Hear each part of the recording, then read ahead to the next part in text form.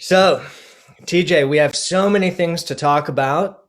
And I think, of course, naturally, what I want to lead with is today's celebration because today is your 35 years sober. Yes, thank you very much. Hard to imagine. Yeah, and I mean, for me, like, I've been so fortunate to have mentors, not only with long-term recovery, but also that are pioneers in the field.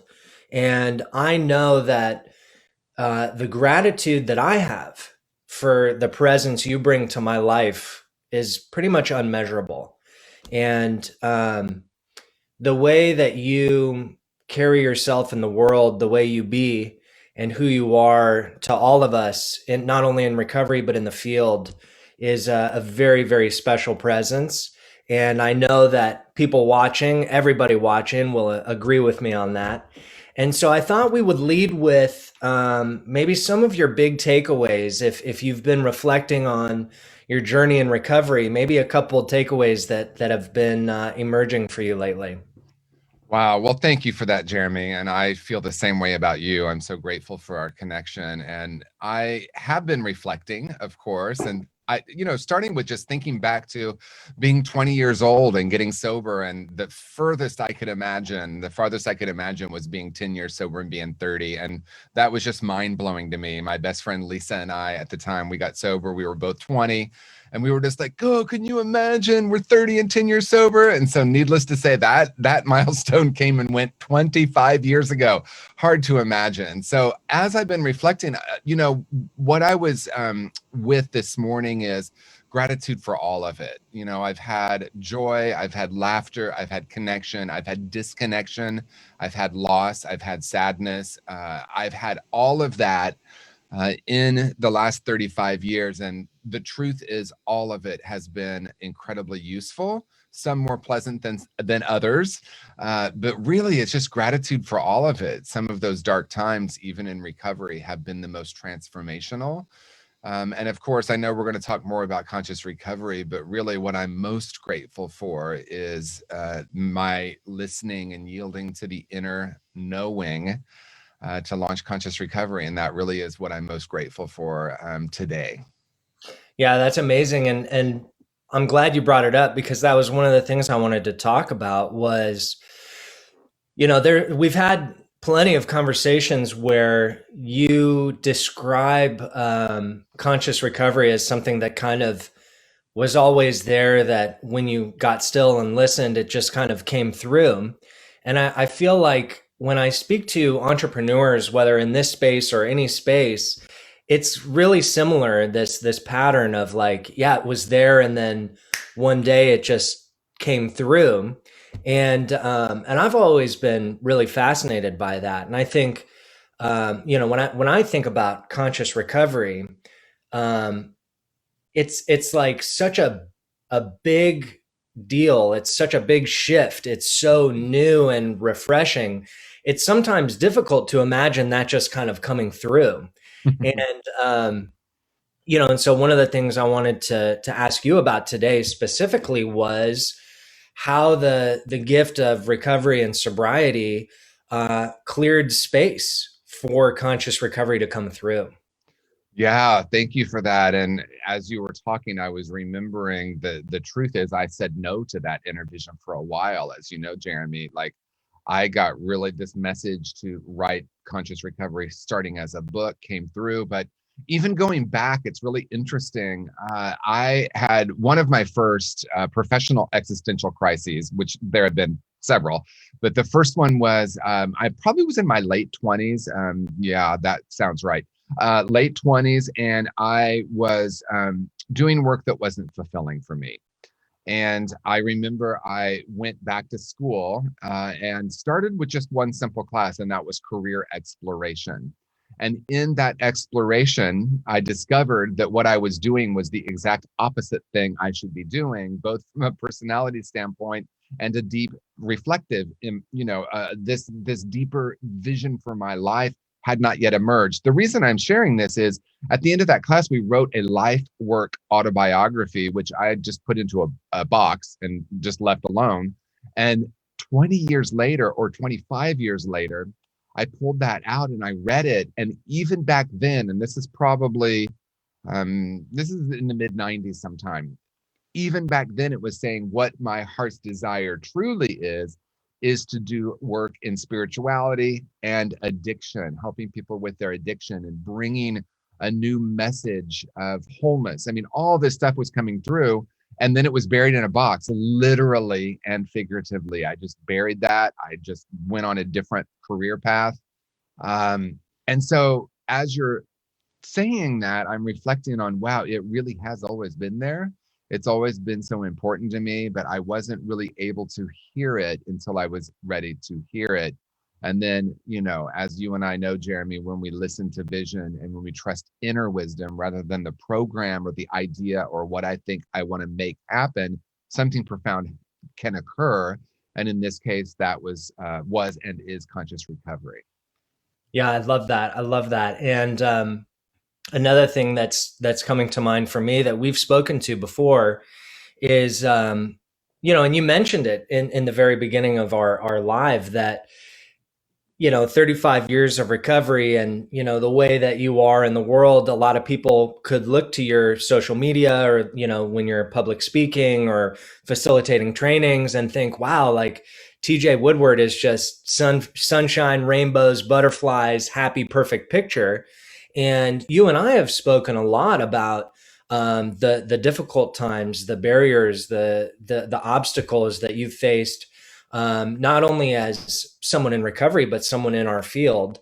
And I'm wondering if you could share a little bit about those barriers, obstacles, or difficult times that actually helped propel you towards vision, while you were in it, you didn't recognize that's what it was doing. What was that like? Yeah, well, I mean, it was painful and it was rewarding. And as you're talking about obstacles, there was a point in my recovery, my spiritual journey, my awareness, when I realized the obstacles truly are inside. And most of the obstacles in my experience reside in my mind. A story, a belief, I'm not good enough, this isn't going to work, who am I to do this, etc. Right? And those are the old messages from a much earlier time, from some of the core decisions I made about myself, which quite frankly aren't true. Most of us, well, let me put it this way: the human beings I have met, on some level, we have a narrative, but it's much more than just a narrative. It is really an energy or a frequency that we're holding. And one that I was holding was, I'm not worthy. So I spent a decade, 2 decades, maybe even 3 decades working with that. And then, my friend Dr. Sue Morter says something that I love. She says, life is difficult and painful until it's not. And that was really, and that's a paraphrase, but that has really been my experience, because I did struggle, but I didn't realize what I was truly struggling with was my own point of view, my own perception, my own way of being with myself and the world. And so when the vision came through, and there had been multiple times, I trusted that. And I knew that that was wanting to emerge. And then that provided the opportunity for me to work on some of the programming that was keeping me small, keeping me stuck. And I had a narrative, this is interesting. I had a story that if I were to step fully into my vision, that it would be selfish. That was an old program, right? Like, oh, I would be really successful, and that would be selfish. And then I discovered that when we truly tap into vision, it's actually the opposite of that. We end up being more of service in the world. I posted something the other day, and I don't know where this came from, but this came through in a meditation, and it was, in my 20s, I wanted to change the world. My intention was to change the world. In my 30s, my intention was to conquer the world, dominate, crush, be successful. In my 40s, my intention was to change my point of view about the world, or change the way I saw it. And then in my 50s, which if I acknowledge, 34 plus 20, 35 plus 20, you can do the math. It's to be of service in the world. And that really is, my deep purpose now. And that is what actually drives this seeming endless energy. And Jeremy, you work with me closely, so you know what I mean. Mhm. Yeah, that's beautiful. I love the evolution throughout the decades. And it's interesting because what year was it that you wrote Conscious Recovery? Conscious Recovery came out in 2017. So I started writing it, I would say, in 2015. Okay. And so at that time, um, 2015, you had been working in residential treatment, facilitating groups, working one on one with people, and um, all the stories of that I love of a client having a quote unquote meltdown, or as we like to call it, an emotional experience, and sending you in to hold space, and all these things that contributed to what is now conscious recovery and the conscious recovery method. When you were writing the book, did you foresee this evolution of conscious recovery becoming a reality? I think I did because at that point, and I didn't even realize as you were talking, wow, in 2015 is when I turned 50 years old too. Mm. And so that's interesting that I had just talked about that this decade being about being of service in the world. Oh, isn't that interesting? And I had written another book that actually published that year. So that's all just fascinating to look at. I did feel that it could be something that would be really big in terms of making an impact in the treatment world, in recovery circles, because it came from a deeper vision. And honestly, Jeremy, because I said no to it for so long, and that's just when my ego, and ego's not a bad thing. It's the personality, right, or the belief system. When the vision comes from a very deep place and I just feel, oh my gosh, I know that I know that I know. That's what happened to me in 2008 when I started working in this field. My friend Christopher had been working at Altamira, which is an incredible treatment program in Sausalito. And when he described his work, it was like, click, that's what I'm supposed to be doing, right? And that was the same with conscious recovery with the book. And then my voice, my mind, my collection of ideas and beliefs were like, no, you shouldn't write a book about recovery. You don't want to be pigeonholed as that. There's so much out there, and there might be resistance to some of these concepts and all this whole thing. And then I just surrendered and knew that the vision was coming through. And so I did at that point understand that it was going to be much more than just a book. Yeah, and I think speaking to the really interesting, fascinating parallels between the decades of evolution and kind of the timeline of conscious recovery. What's really fascinating is that when I read Conscious Recovery, it clicked the way you just spoke to at Altamira, and what's what came through to me was like, wow, like the way I experience the world and the way I wish addiction treatment held energy and space in the world was what I read in Conscious Recovery. And Mm, it's really coincidental, I think, or maybe not at all, that the decade leading up to writing Conscious Recovery was spent changing the way you perceive the world. right. And correct me if I'm wrong, but to me, it seems as though that decade was of vast importance, because without that, I don't know that conscious recovery would be what it is. What do you think? Well, without a doubt. And, to be transparent, 40 was the year that I changed my perspective of the world. And it was also excruciatingly painful. And it was, I had enough awareness at that time. I had gone back to school to get, my education in spiritual leadership, spiritual counseling. Um, I knew enough to know that the reason my world was falling apart, because that's what happened, and it happened right about 40. Lost my business, lost my partner, left, lost my car, lost everything, filed bankruptcy. Everything on the outside collapsed. But what was happening internally was this deeper call for my life. And so, even though that was pre-conscious recovery, that was also part of the emergence of something new. And I do want to take a moment to talk about what that something new is for anyone watching that's not familiar with conscious recovery. And I think I want to speak about it more from an emotional room, the heart centered room. It broke my heart. Um, in one way, when I started working in the field, it was the most rewarding, fulfilling, heart opening experience of my life. And in another way, it was heartbreaking. And the reason that I'm focusing on that right now is I walked into this field 20 something years sober with my own spiritual path and a knowing, not a belief, but a knowing that we're all whole and perfect, that we're essentially whole and perfect, and there's a place within us that's unharmable. And I walked into an industry that was diagnosing and treating, and honestly had some judgment of clients, and clients coming back to treatment 8 and 9 times, and us asking them what they're going to do differently without us maybe asking what we're going to do differently. And some of the old narratives, I'd been around recovery enough to have heard, your best thinking got you here. You don't know anything, sit down and shut up. And I didn't really think that was going to happen as much in treatment, but it really was there on some level. And even well-intentioned clinicians were diagnosing and treating, which has a place, but it ended up showing up as looking at clients as broken.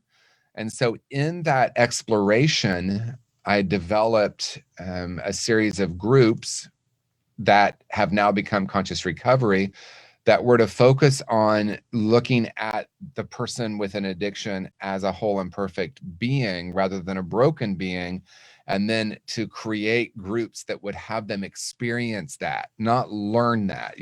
When they talk about psychoeducation, and I noticed there were a lot of handouts, and people were being taught concepts and principles and tools and strategies. And I really understood in my own journey when the shift happened was when I did some of the deeper work.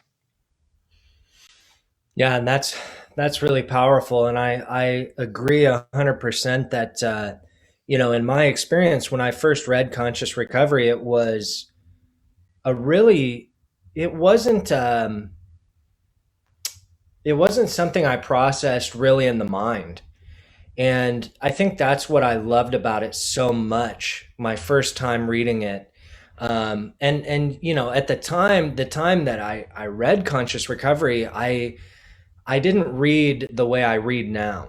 And I read back then to, get something out of it and, learn something and learn a new way to think or whatever. And I remember reading Conscious Recovery and experiencing it from a deeper place, a place of relief and joy and excitement that, I had been a one-on-one counselor, a group facilitator. I oversaw a lot of clinical within residential treatment. And my superiors would come to me often about how soft I was with the clients, how I'm too gentle, how I have too much compassion and too much empathy. And in many ways, I really believed that. I took that on, and I could see it in the way I worked with clients. And there were times where I felt like I needed to come down on my staff or come down on a client because that's the only way they'll get it. And I was coming from a place of force. And when I read Conscious Recovery, that's when I realized that coming from that place was not my idea. That's not who I was here to be. And that, being too soft and too compassionate and all these other things, that was my essential nature. And that if I honed in on what exactly it was that I was trying to accomplish, Conscious Recovery was what kind of set me free and said, yeah, like the person you're sitting with is not broken. There's nothing for you to fix, right? Like we're just people in this experience together. How can we support each other and hold space for each other? And that was the transformation that Conscious Recovery took me through. And I remember getting to the back of the book, the final reading of the book, and it brought me to tears. And I remember thinking in that moment where essentially you identify that as a reminder, you are whole and perfect. You deserve a life filled with love, curiosity, joy, vitality. And I was reading these things and I thought to myself, wow, like, I wonder what that would have created for me in my life if I read that or was told that my first year of recovery. Because even though I've been in recovery long term, the first 8 years or so were really brutal, white knuckled. Like, I'm not drinking, I'm not using drugs, but I'm missing something. I'm incomplete. I had all these thoughts and beliefs that I was at the mercy of. And only when I really experienced the message of conscious recovery was I able to reconcile those things with who the world tells me I'm supposed to be and who I know I truly am. Mm. Wow, so beautiful. And I can share with you what my experience was that was similar to yours. In my first year. First of all, in the beginning, it was just such a gift to be sober. I wasn't having the problems. I was sleeping. I was showing up to work. I was building a network of friends. This was all just absolutely incredible for me. And then I reached a point, and, Jeremy, you and I have talked about this. I reached a point where I was essentially suicidal. I didn't know what to do next. The joy, if you will, or the elation of just being able to go to work and not being hungover and not overdosing and all of those things, really was starting to wear off. And some of what had been buried really deep was starting to emerge. Some of the trauma I hadn't dealt with, my sense of disconnection, the shame I was experiencing. And I was pretty much in a paradigm back then that said something like, all you need to do is not drink today. And if you don't drink today, your life is a success. Now go help someone else. And that worked well for me for a while. And then I found myself at a place where, well, why do I feel like I want to be not on the planet? Why do I want to kill myself? Something else is happening here. And, I met a woman, Mary Helen Brownell, who changed my life. I had sort of been loosely introduced to her, but we started really working together. And she took me on this journey, starting with you're whole and perfect, that you are came into this world as an essential spiritual being. And that is the truth of who and what you are. She didn't really say that in her words.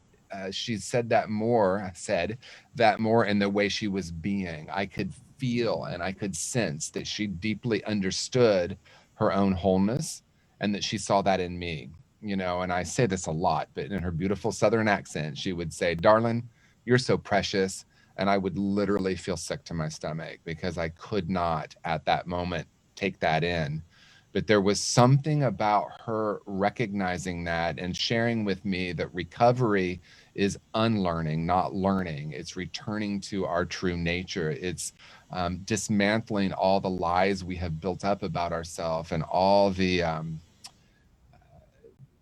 all the trauma that we experienced that caused us to separate from that true nature. And all of that resonated for me. And she took me on this journey of really getting down to the root causes of my addiction, starting with that foundation of you're whole and perfect. And so, the reality is that's when conscious recovery was born, 1987, when I was a year sober, and she saved my life, quite frankly.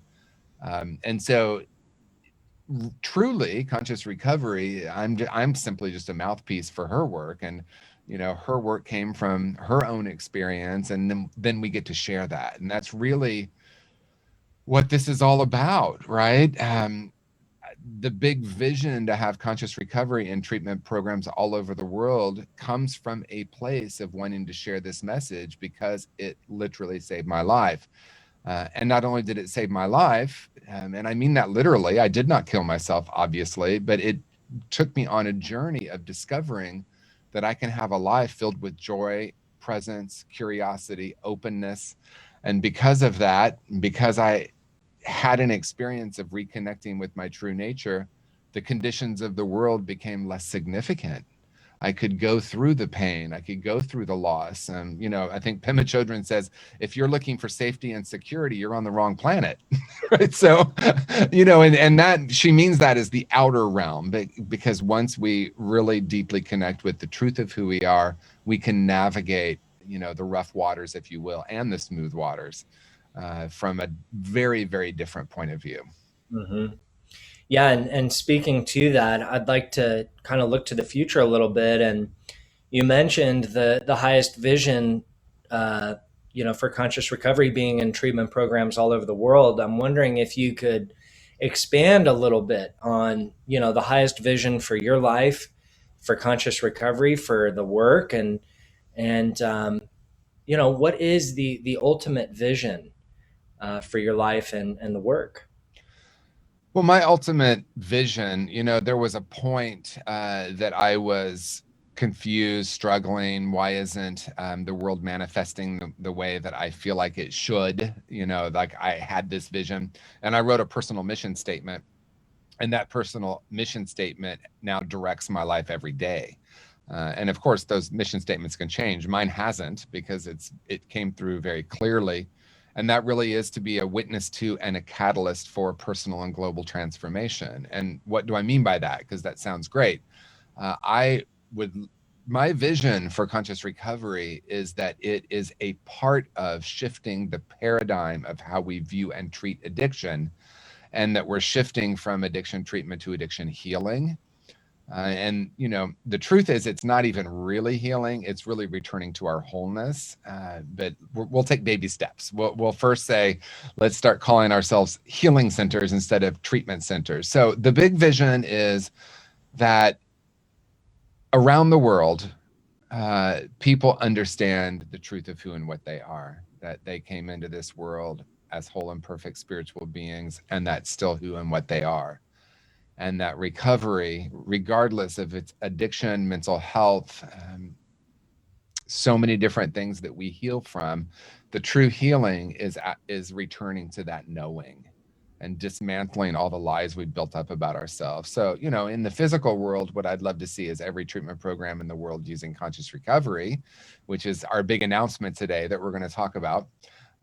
And on a more spiritual or personal, emotional level, it really is asking the question, what would it be like, right? What would it be like for all of us to understand our true nature? What would that create in the world?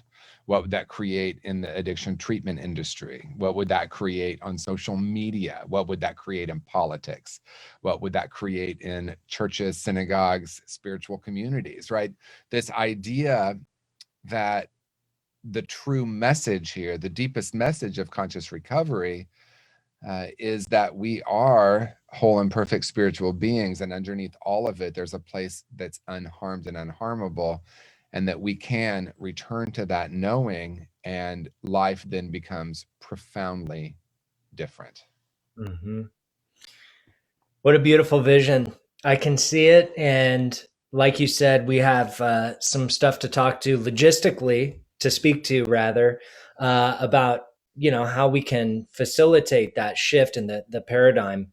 And, one of the things that we've been working on really hard for a long time is how to take this vision and create it, manifest it in reality. And, we've certified a ton of treatment programs to use conscious recovery, the conscious recovery method, and part of my personal mission is, I'm often plagued by the knowing that there are so many people needing treatment that aren't getting treatment. Right. And the only thing that kind of offsets that is the fact that so many people are getting treatment.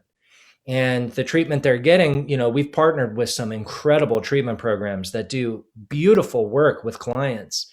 And getting the feedback from those treatment programs about how the clients respond to conscious recovery, how the staff responds to conscious recovery really fuels the mission that we're on. And so, TJ, do you want to speak to what we have coming out today that will help bring that vision into reality? Yeah, so the huge announcement is we're launching conscious recovery for authorized treatment programs, and we'll share with you what that means. So as Jeremy said, we have been certifying treatment programs to use the conscious recovery method. And the conscious recovery method is a complete system of care that can be integrated into the amazing work treatment programs are already doing. Not a replacement for anything, but an enhancement that includes 12 weeks of residential curriculum, 12 weeks of outpatient curriculum, book, workbook, journal, and really a philosophy, a way of being, and it involves clinical trainings. And we have been reflecting on, first of all, how grateful we are that there are now certified programs coast to coast in America. And how can we take this message to a larger, how can we facilitate um, a larger implementation of conscious recovery?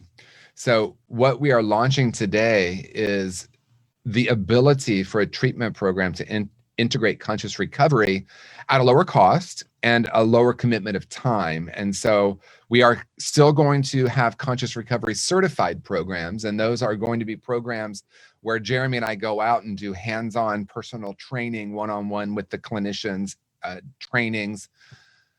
And we are now launching this fully online immersive experience where treatment programs can integrate conscious recovery, become authorized programs, use the curriculum, the book, the workbook, and have the training that they need digitally instead of in person. And this allows us to just bring this message to a much wider audience.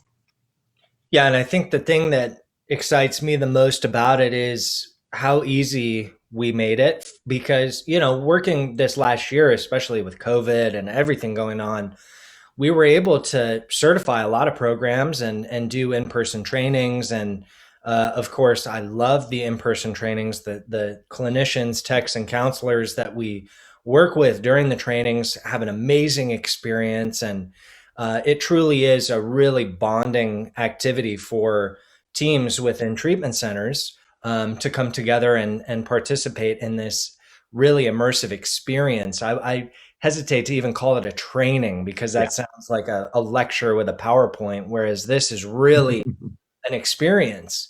And the big barrier that we faced over the last year was um, the amount of programs that really wanted to integrate the curriculum, but either they had budgetary restrictions or more commonly were time restrictions. How do we get an entire clinical team off for 2 days and into these trainings with TJ? And so we really hit the ground designing this online experience to get as close to the in person as we could. And I personally am so over the top excited about what we were able to create because the the real magic of the training isn't so much what they learn, but rather what they experience, what they feel, and what they recognize about themselves. These clinicians, counselors, techs, even CEOs, business development reps, everybody. And I feel that what we were able to accomplish is as close to that as humanly possible through digital means.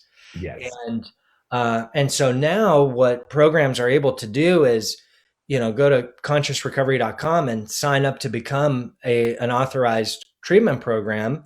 And we've partnered with Wholehearted. We've had a long-term partnership with wholehearted.org, where TJ has a lot of online resources and courses and trainings for clinicians and courses for individuals in recovery. And we've partnered with them for the online training piece. And I think that the content we've managed to create is so valuable. And, watching it yesterday all together was just like, oh my gosh, I can't believe we did it. Well, yeah, and thank you, Jeremy, because a large part of that is you and your vision and your abilities to capture the essence of this work in digital format. And it is really, really exciting, actually, that we're able to now offer this to programs all over the country. We're going to be working on the international launch soon.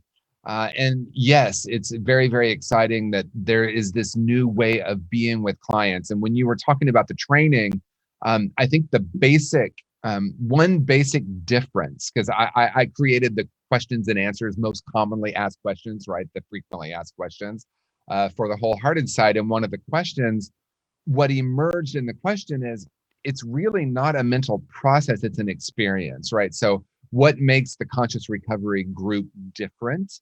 And my answer to that is that it's not psychoeducational, it's psychodynamic. Now, so that sounds great, but what does that actually mean? It really means that we don't only learn here, we learn through experience. And there are a lot of the treatment already focuses in the mind. We teach our clients about brain science. We teach our clients relapse prevention tools. All of that is important, Conscious recovery comes in and says, in addition to that, we want them to have an experience. And in my experience, that's how we really change, not just through thought. And so when we do the in-person training, the first thing I say to the clinicians is put your pad of paper and your pen down. That's not what we're doing today. Right. And so that's the same thing with how conscious recovery groups work with clients. They're not learning, they're not sitting in their chair and being lectured to. They're actually having an experience with topics like authenticity, the power of perspective, forgiveness, conflict. Um, and it really focuses on them having that inner shift, what our friend Oprah would call the aha moment, right? Having that, oh, I get it. I understand at a really deep level. Like, for example, in the Power of Perspective group, it isn't a debate about do we create reality based on our point of view. It's an experience of that. And then someone says, oh my gosh, there are different ways to look at this. Oh my gosh, my core beliefs are creating what I call reality. Oh my gosh, because I do believe I'm not worthy, I keep experiencing that in the world. So conscious recovery groups aren't really a lot about addiction. They're really more about a way of being and a way of understanding how we can shift our perspective, but really the experience of ourself, heal some of those underlying root causes that have been driving addiction, and step into a life filled with joy, love, and connection. And so that, that is, I'm so grateful that this is launching today so that more programs can access this, add it to the amazing work they're already doing, and really help people get down to those root causes and shift, really have an internal shift. Yeah, and I'm glad that you named that. And one of the things, another one of the frequently asked questions, and something that we put in a lot of the videos and a lot of the copy and wordage that we use on the website, is really stressing the fact that it's not a replacement or an alternative. I think, a lot of times in recovery, we have a certain affinity towards whatever modality really worked with us, whatever really resonated with us. And you and I are very well aware that that affinity is not misplaced, that Right. it's important that people love what got them sober, right? It's important to honor what works for us. And so we were very, very intentional at how we word conscious recovery and the authorized and certified program packages, because we want to be very clear that we're not trying to replace or provide an alternative, but rather an additional layer to support all the amazing work that people are already doing. So, one thing that comes to mind is one of our partnered programs, Avery Lane, and Dr. Adriana Popescu, who we've done a lot of lives with, and the two of you collaborated on the workbook. And she's just this amazing clinician, amazing human. And while the two of you have very similar perspectives, there are things that you speak to very differently. And I personally love that nuance. I love hearing your take and Adriana's take, and kind of allowing it all to land at the same time. And at Avery Lane, conscious recovery is not the only modality, it is one of several. And I think I could say that that's true about all of our partnered programs. And I think the magic of that is that 10 years ago, I don't think this could have happened in our field.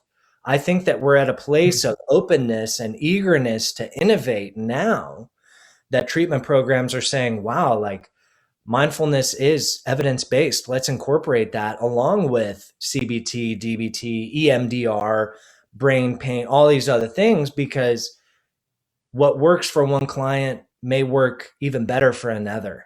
And so I think that the thing that really gets me excited is looking at conscious recovery as an additional pillar to support this incredible work that our partners are already doing. Yeah, and you're speaking to it so beautifully, because truly holistic care is addressing the whole human, right? The mental, the physical, the intellectual, the spiritual. That's a core concept of conscious recovery, using the four rooms. the pies: physical, intellectual, emotional, and spiritual, and that these modalities are really helping so many people. And the mind, I think the human mind tends to think it's either this or that. And I think where we are as an industry is recognizing that it's this and that. And that the more we can offer our clients, the more we can help our clients. And, I love Roland Williams. We just did a show recently, and he's a straight shooter. So he says it this way: listen, what keeps me sober might kill you. Who am I to say? Right. So, like, I love that simplicity. And so we don't necessarily know what the thing is that's going to help someone have a transformation. And you spoke to Avery Lane, and I love that because they use it all, right? They offer 12-step, they offer EMDR, they do brain spotting, they do energy psychology, and they do conscious recovery. And some programs use conscious recovery as a core curriculum, that they offer it 5 days a week. Most programs offer it as an addition or an enhancement, an additional resource. So maybe it's 2 groups a week. Their clients get books. They're doing what was formerly known as a book study, but we call a conscious conversation. They utilize the workbook as an individual tool. So we really wanted to create a complete system of care. But when I say complete system of care, that doesn't mean it's a program doesn't need to say, oh, we need to become a conscious recovery program. They're going to use conscious recovery. They're going to fold it into the amazing work they're doing. They're going to integrate it and simply recognize that it is a perfect enhancement to all those other modalities. And we've been hearing such remarkable feedback that's really what I want to tune into, Jeremy, is feeling the power of the transformation that people are having. And if conscious recovery can be a small part of that, I have lived my purpose. And that's what's happening. And we are getting that feedback from programs. And so I get to now be a part of, Jeremy, you get to be a part of, and all of our programs that bring conscious recovery in can be a part of touching lives that we maybe never actually meet. And to me, that is the deepest purpose of conscious recovery. Yeah, and I love that you brought that in because it's such a powerful emotion, and it's a lot of times you and I are kind of behind the scenes, kind of clicking and clacking away on our computers trying to generate all this stuff, and it can be hard to remember to be aware of the impact that this is actually having. And I recently spoke with an alumni from Elevate, one of our partnered programs here in Santa Cruz, and this client reached out to me on Facebook and said, "Oh my God, Jeremy, I've been to treatment over 15 times, and I finally found something I hadn't heard before."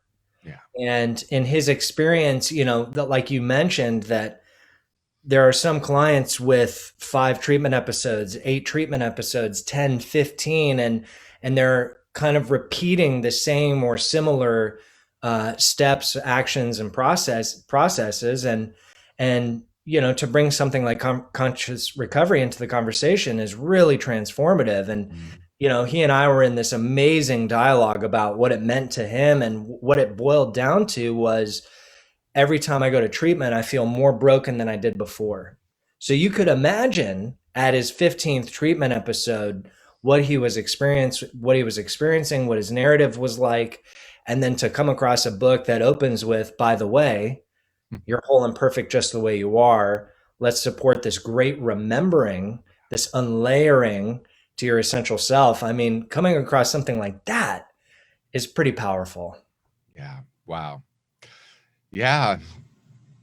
I love that. I may be speechless for the first time in my life. I'm just feeling into the gratitude in that. And that I remember early in my recovery, someone said, when you truly surrender to spirit, your life is no longer your own. And I thought, well, that sounds really interesting. And then went about my life. And I really understand that at a deeper level now. When I truly surrender to spirit, this is really about being a presence in the world, and not as an individual, but as a collective energy, right? And my friend Michael Beckwith says, the presence that's never an absence. And when I understand that, when I really feel into that, then it is true. My own designs, my own plans, um, they become so much less significant than what you just shared, right? That one person that gets to touch their true nature, that gets to, even if someone asks the question, what if I'm not broken? Wow. Even that question is so powerful. And then taking it further and saying, what if through a process of inner discovery and unlearning, we could actually return to that? And what if we as an industry can adopt or even just try on the possibility that our life could be much easier, our work can be much easier and more effective, and that it could be light rather than heavy. You know, our friend Adriana talks about that. Does this feel light or heavy? And sometimes working in our field feels heavy, right? We hear a lot of trauma, we experience loss, we hear, 5 years later that a client overdosed, and we also hear all the joy, and we get to hear that our clients 5 years later got married to the love of their life and all the joy. But there's that duality that's a very, very, it can be a really difficult road in this field. And the reality is there's a lot of burnout in this field. And with conscious recovery as an approach, we're coming in with something really different. And that is, how do we as clinicians tap into our true nature? And how can I be a field of presence rather than a fixer? And so many of us have been trained to diagnose and treat, and what's wrong with you and what are your symptoms and how do I help you get rid of them? And that's the Western medical model. It has a place. And in my experience, it also creates a lot of burnout. And what we're inviting is, what would it be like for us to understand our true nature, to recognize that I have infinite energy within me when I tap into my essence, and that I can be a field of presence for clients rather than a fixer, and watch the miracle happen. And that really has been my experience. And again, it's not a replacement. It's in addition to what the doctor is doing, the psychiatrist is doing. Let's come in and offer this. I think life is a great experiment, and I don't mean we're experimenting with clients. So, but it's an experiment in that I can be with, what does it create when I'm viewing my clients as broken? And what does it create when I help them, hold a space for them to access their own inner wisdom? This work can be energizing. It can be profoundly rewarding, and we can be more effective than just 10 to 15%. We can start to shift this, and conscious recovery is a part of that. And we are in the midst of a profound transformation in our field. And you named it, Jeremy. 10 years ago, people were looking at me sideways when I was talking about this. And now people are like, oh, wow, the observer does have a profound effect. Yeah, and thank you for that. It's a beautiful segue as we kind of wind down our show this morning. I want to speak to some of kind of the logistics behind integration of conscious recovery, whether it's as a person in recovery, a professional that has a one-on-one practice, a private practice, or to a treatment program who's interested in adopting the conscious recovery method. So I think one thing that I'm particularly jazzed on right now is the fact that clinicians who have a private practice can go online and get certified as a conscious recovery professional. We had one of our colleagues, our dear friends, just finished the course. She finished the day before yesterday, and she messaged me and this huge message about how much it meant to her, how excited she is, and how relieved she is that her private practice can be a place of holding space and recognizing wholeness rather than the observer holding this presence or this energy of brokenness. And she was just over the moon about bringing this into her practice, and so I'm really excited about that. And then to be authorized and to become certified, TJ, what would you invite people to do if they're interested? Well, starting with what Jeremy said, go to consciousrecovery.com. Jeremy, he's humble, but he created the website, and it's quite amazing. And at the top, you simply hover over I am, and you're going to get a drop down. I am an individual in recovery. I am a professional in private practice. I am a treatment program. And you can look at all the different opportunities there. And I'm going to work backwards. I'm going to start with treatment programs because we're launching this new thing today. You can become a conscious recovery authorized treatment program. You can go there, read all about it. It simply means that you can adopt this as part of the amazing work that you're doing. You will be provided with all the tools you need to integrate this into your treatment program. It's curriculum, it's a book, it's workbook, and it's so much more than that. It's online clinical trainings, and you can also become certified, which is essentially the same thing as being authorized, except for you get us in person for the training. If you're a person that has a private practice, you just go on there and look at the clinical training. You can take the training and get 10 CEs, or you can become certified. And those are the two different paths. And you always start with taking the training. And then if you're an individual in recovery, you just go to I am an individual in recovery. You'll discover the book, the workbook, the journal, an online resource. There are a couple of different resources there to help you really embody and experience what conscious recovery is. And regardless, you may fit into more than one category. Our hope is that you can join us in helping us shift the treatment paradigm. Beautiful, beautiful. And so as we wind down, TJ, one of the last things I want to kind of invite is today's a big day. It's 35 years sober for you. We're launching authorized programs, which I feel will make it easily available for treatment programs to become part of this, ushering in this new paradigm. And to me, the day feels, as Adriana would say, very light, very joyous, very energized, because we're celebrating these two huge things on the same day. Mm. And so, as we look at your 35 years sober, does this feel like the vision that you've held, the highest vision for your life, is becoming more and more of a reality? And what does that feel like today?